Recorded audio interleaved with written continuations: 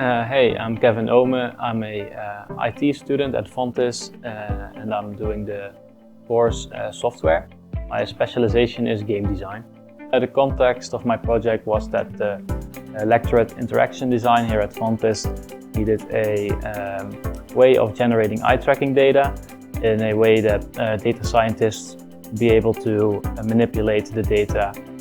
I created a piece of software which you can install in the Unity game engine, and this piece of software gives you the capability to generate data based on where the player looks at. The process was more like phases. First phase was the analysis phase, in which I did a lot of research and created a lot of research documents and compared a lot of technologies. For example, different VR headsets which would be best fitted for this project, etc. After that, I got into the design phase, in which I created flowcharts which gave the direction of the general flow, how the package will be used.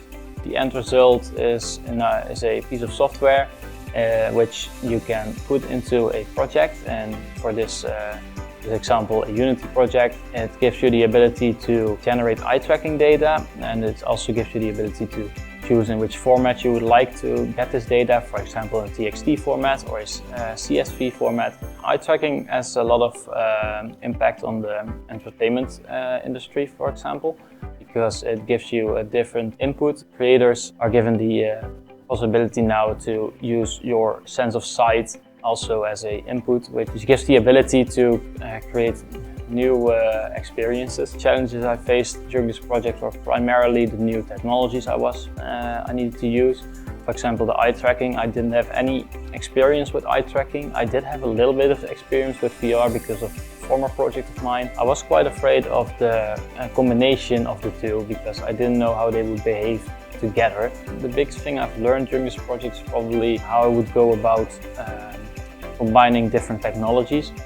I know that some technologies don't really like to cooperate well, and that means you will need to get on a different approach, or need to create a different piece of software to keep it running. In my case, luckily, that wasn't the case. There was very good documentation on it, and it also meant that whenever I had a problem, most of the time I could solve it by just going to the documentation.